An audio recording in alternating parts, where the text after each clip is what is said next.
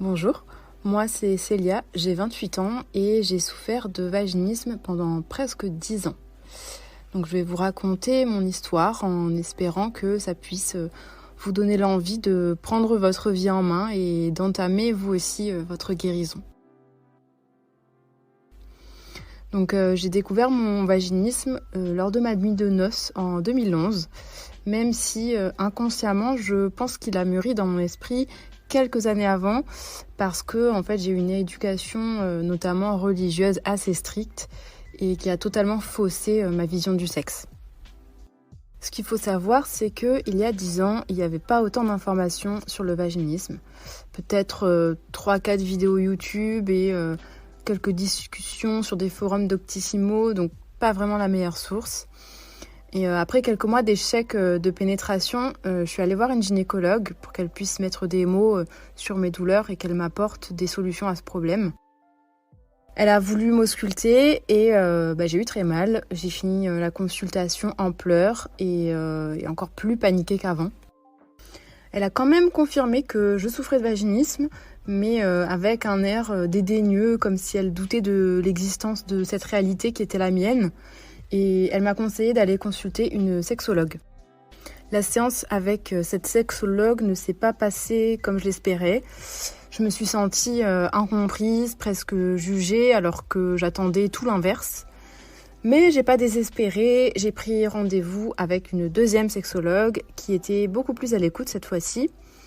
Mais malgré tous les conseils bienveillants qu'elle a pu me donner, finalement, elle n'était pas passée par là. Donc elle ne pouvait pas totalement me comprendre et donc m'aider. J'ai du coup décidé d'arrêter les séances et j'ai commandé un premier kit de dilatateur. J'ai pu insérer les 2 premiers, puis en fait j'ai baissé les bras parce que c'était compliqué, c'était éprouvant et difficile. J'ai pas réussi à trouver la motivation pour avancer seule.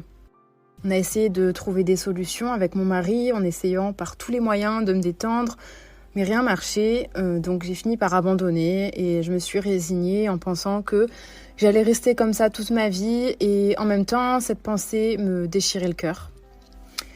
Puis en 2019, j'ai finalement commandé un autre kit de dilatateur en silicone cette fois-ci, en me disant que ce serait peut-être un peu plus facile, mais j'ai bloqué au 4e dilatateur, j'arrivais plus à avancer, je stagnais et je savais plus quoi faire pour progresser. Il faut savoir que ça faisait plusieurs mois que j'avais découvert la chaîne de MAM sur YouTube, mais j'avais jamais sauté le pas de faire l'appel diagnostic. En fait, à la base, je suis quelqu'un de plutôt réservé, je parle de mon vaginisme à personne. Et j'avais peur de devoir me confier et de devoir raconter cette part de ma vie dont j'avais honte en fait. Et puis le 2 février de cette année 2021, j'ai commencé une 3e période d'arrêt de mon activité professionnelle due au Covid. Et je me suis dit, allez, c'est maintenant ou jamais, j'ai la possibilité de me consacrer 100% à ma guérison. Je ne peux pas passer à côté de cette opportunité. Donc j'ai pris mon courage à 2 mains et c'est Sarah qui a pris mon appel et qui pendant 45 minutes m'a rassurée, elle m'a comprise et elle a su mettre des mots justes sur ma situation. Et pour la première fois, je me voyais au bout du tunnel. Parce que ce que les gens ne savent pas, c'est toutes les tempêtes émotionnelles que le vaginisme implique. J'étais une femme qui manquait de confiance en elle. Je n'assumais pas pleinement ma féminité, même si en façade j'en avais l'air.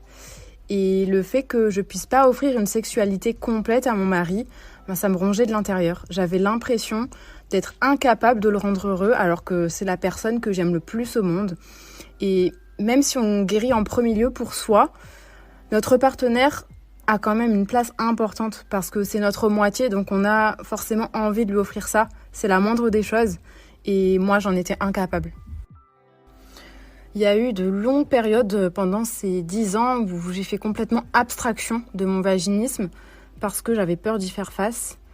Peut-être aussi que je me suis installée dans une zone de confort parce que certes, la guérison, ça fait rêver, mais le chemin pour y arriver, ça peut faire peur parce que c'est l'inconnu. Et plus les années passaient, plus j'avais honte de moi aussi. Et puis l'année 2021 est arrivée, 10 ans de mariage.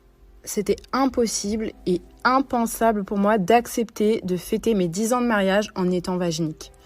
C'est, je pense aussi, ce qui a fait un déclic pour me prendre en main une bonne fois pour toutes. Après l'appel diagnostic, même si je ne l'ai pas dit à Sarah tout de suite, ma décision était prise. J'avais passé des mois à écouter tous les témoignages de guérison sur la chaîne de Mam et maintenant c'était à mon tour. Et là, ça a tout changé.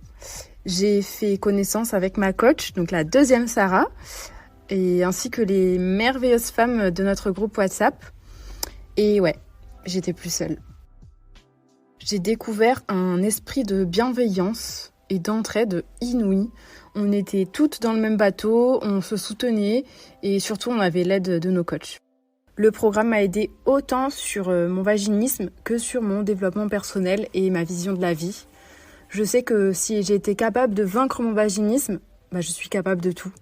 En fait, tout est une question de priorité, d'effort et de ce que je suis prête à sacrifier pour arriver à mes fins.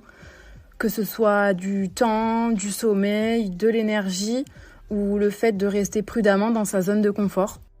J'ai compris que parfois dans la vie, il faut savoir lâcher prise et se jeter dans le vide parce qu'il n'y a que comme ça que l'on peut apprendre à voler et à déployer ses ailes. Et sachez que vos ailes peuvent vous amener où vous le souhaitez, où vous êtes prête à aller. Il faut juste faire le premier pas et je vous promets que vous allez voler. Parce que en fait, c'est inné, c'est en vous. Ça fait partie de votre féminité. Maintenant, j'ai la certitude que je peux tout accomplir. J'ai appris à m'aimer davantage et à prendre conscience de mon potentiel. En l'espace de 2 mois et demi, j'ai appris à connaître davantage mon corps, à déjouer mes croyances limitantes et à cultiver un esprit positif. Oui, j'ai bien dit 2 mois et demi. J'ai réussi à guérir en 2 mois et demi après 10 ans de vaginisme. Ça paraît incroyable, hein mais en fait, je suis loin d'être une exception. Maintenant, je voudrais m'adresser à toi. Oui, toi qui m'écoutes. Je sais ce que tu es en train de te dire. Ok, c'est cool, elle a guéri, mais moi j'ai jamais de chance, ça arrive qu'aux autres. Ou alors, ça fait tellement longtemps que je souffre et que je vois pas le bout du tunnel, je suis un cas désespéré, j'arrive même pas à insérer un tampon, ni même un coton-tige. Et si je te disais que t'es pas la seule, que des tas de femmes sont passées par là, et surtout que c'est possible de guérir du vaginisme. Si tu hésites encore à faire l'appel diagnostic, je peux t'assurer que la seule chose qui peut t'arriver lors de ce rendez-vous, c'est de regretter de ne pas l'avoir fait plus tôt. Ah oui, et juste pour clarifier les choses, je n'ai pas été payée pour dire ça, je n'ai rien à y gagner, si ce n'est la joie de savoir que peut-être mes mots pourront te toucher et te pousser à sauter le pas vers ta guérison. Alors oui, on va pas se mentir, c'est un coût financier, mais pour moi, à ce stade, la guérison, ça n'avait plus de prix. Et je peux te dire que ce que j'ai gagné a bien plus de valeur que l'argent que j'y ai mis. C'est un réel investissement que j'ai fait sur ma vie. Dans tous les cas, sache que tout arrive pour une raison et que toi aussi, tu as le droit à ton arc-en-ciel après la tempête. Je vais terminer mon témoignage en te posant une question. Qu'est-ce que tu es prête à faire et à sacrifier pour en finir définitivement avec le vaginisme et devenir la femme que tu as toujours voulu être? Ah oui, et une dernière chose, quelle que soit ta situation, sache que tu as la capacité de guérir. Alors, qu'est-ce que t'attends ?